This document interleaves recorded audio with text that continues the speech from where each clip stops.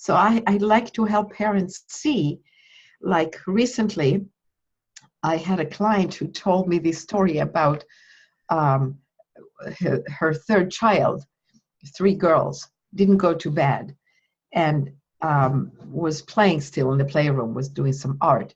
And the other 2 were already in bed. She wanted to start reading books to them and doing the going to sleep. And she keeps telling the middle one, go to the bathroom, get ready, and come to bed. And she's in the middle of something. She's just a minute, she's not doing it. Eventually, the mother takes the child and brings her to the bathroom kind of forcefully.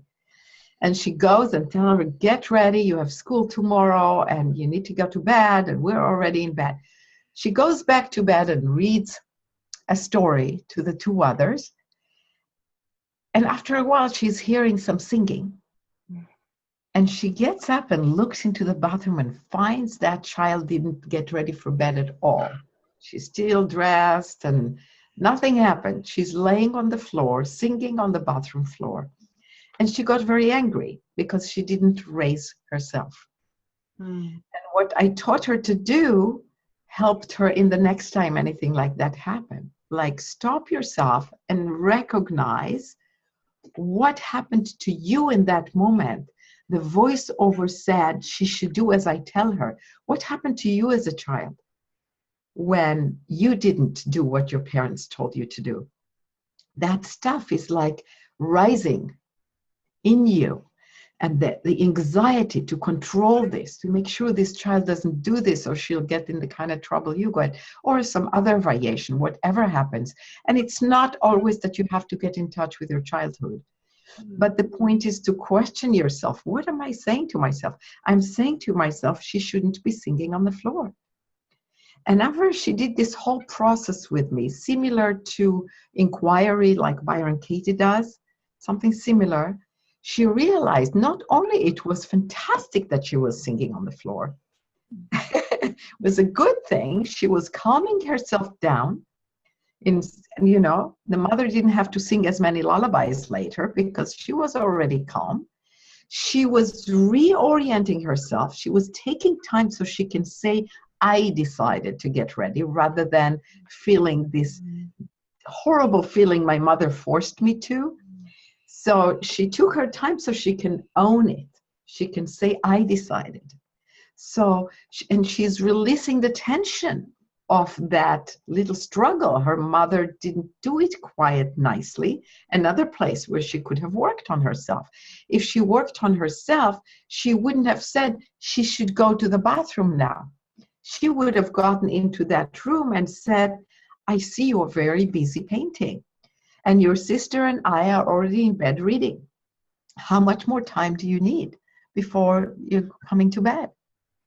And the child then can own it right there and wouldn't have had this emotional need to own herself, because she would own herself.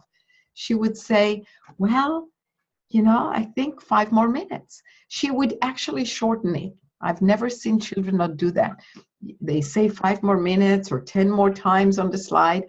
And then because they were respected and they feel ownership, they say, actually, I'm done a lot sooner. And they feel mature. They go to the bathroom. I'm done, and I'm deciding now, and I'm going and getting ready. And my mother respected me, so I respect myself and feel honored.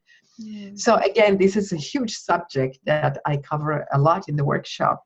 And all these subjects, all these excellent questions. But we will, see each other and work on all these things thoroughly through exercises, some small group work, and personal work with me in front of the group, and just me speaking and answering questions and dealing with personal specific, what parents will be doing, and even acting on stage sometimes in the advanced course, is taking scenes from the home and actually recreating them so we can see exactly the dynamics and what exactly happens, so we can pin it down and see where we lost it, where we didn't raise ourselves, where we have a place to go that will bring the peace back, the joy back, the connection, the love, the excitement of being with our fantastic children and parents. Well, I feel it's so fantastic to speak with you. It's like bringing the light into things that I know. It's like opening, for me, it feels like you're opening the wisdom within me and be in contact with it. It's very precious. And thank you for your work. Thank you, Thank you Vera. for coming to Conscious Parenting in September. Thanks, Baka. I'm looking forward to that and to meeting a whole lot of your community and maybe from other communities, from other countries, because we're doing it in English, I understand, which means people who speak English from anywhere in Europe or anywhere. Last time I had people from Australia come to Europe when I came there. So from anywhere that speak English can participate in this wonderful festival. So thank you for creating this opportunity. Thank you. Thank you. And Naomi will be having also a course after the festival, and we may have another interview later to give a bit of information about it. Thank you, Naomi, for today. Thank you. We meet soon. Yes.